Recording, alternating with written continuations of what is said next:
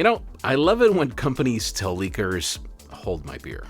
Because yes, we have some official information on the Nothing Phone 1 that makes it look even more interesting than we thought.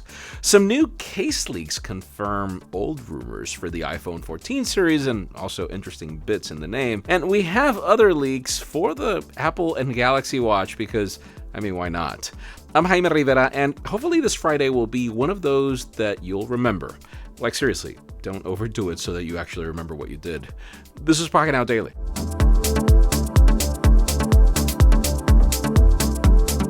The official news today are non-existent, so let's just talk about Samsung and some new leaks for the Galaxy Watch5 series. A couple of days ago, Evan Blass shared a detailed look at both the Watch 5 and the Watch 5 Pro that will be replacing the Watch 4 Classic. The design for the Pro model seems pretty similar to the previous generation, but this time it looks thicker, and it could be thanks to the bump in battery size that's been in the rumors as of late. These renders would also confirm that the rotating bezels will be missing this year, so we should expect an on-screen bezel as seen on the standard Galaxy Watch 4.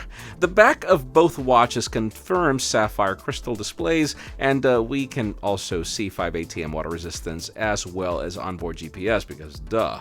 We can also spot that both models have 2 buttons on the side as well as a microphone. Finally, both smartwatches should launch running Wear OS 3.5 with One UI Watch 4.5 on top, and most likely Samsung's upcoming watches will debut alongside the Galaxy Fold 4 and Flip 4 at the Unpacked event that we expect in August. I've seen some people calling it boring online, but given the steps back with the Galaxy Watch 4 in both design and materials, I wouldn't be surprised. Now, sticking to wearables, let's switch on to Cupertino and more rumors on Apple Watch Series 8 as we get somewhat closer to the fall. A couple of days ago, we talked about how Apple is planning to launch a new watch with a larger 1.99-inch display, and, well, Mark Gurman added to that report and mentioned that they're working on an extreme sports version. Wow, it sounds great, but hold your horses.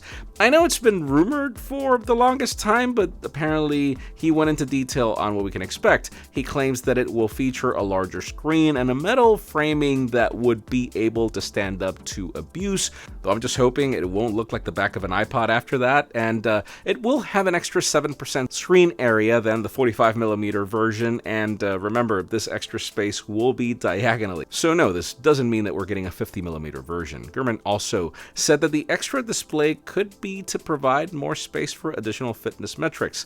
This new version would include improved impact resistance and protection in the form of metal material that is stronger than aluminum. We can also expect a more shatter-resistant screen and even a bigger battery to accommodate for these extreme conditions. This new rugged version would be sold alongside with the Apple Watch Series 8 and the SE, which could finally be getting a refresh. Let's see how it goes, but I'm not impressed. I'm sticking to my Garmin, or at least everything points in that direction so far.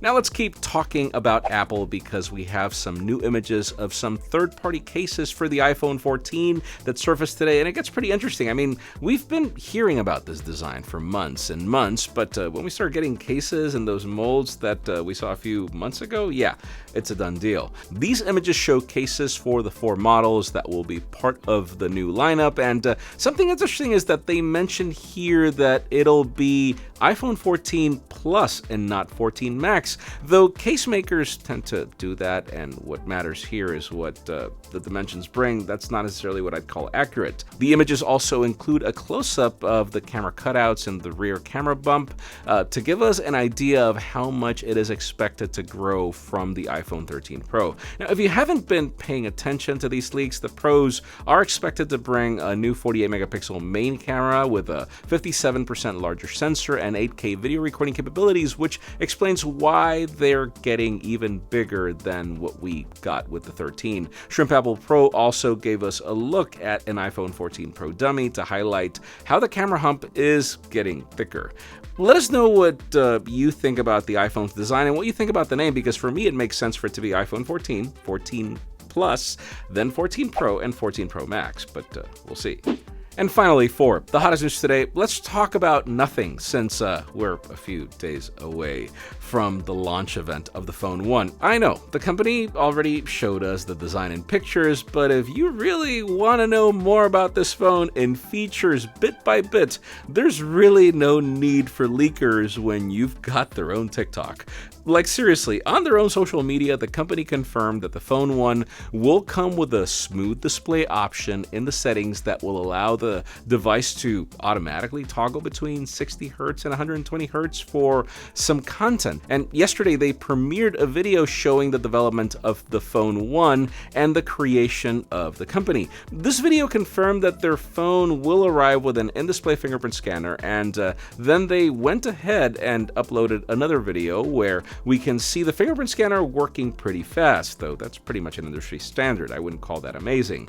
On a side note, we got a new listing that reveals that the Phone 1 will have a 33-watt charging capability. I don't know if the charger, and yeah, specifications include a 6.55-inch OLED display, Snapdragon 778 chipset, 4,500 mAh battery that's being rumored, and pricing is interesting because apparently it's expected at around 470 euros for the 8/128 variant, and 550 for the 12 gigs of RAM, 256 gigs of storage. And Evan Blass also shared some high-quality pictures of the device from every angle. So for today's question, let us know, what do you think about the phone so far? Because, sure, it's no groundbreaker, but if they get the price right, the market might react well to it, and I think we would too, because we kind of need another flagship killer again.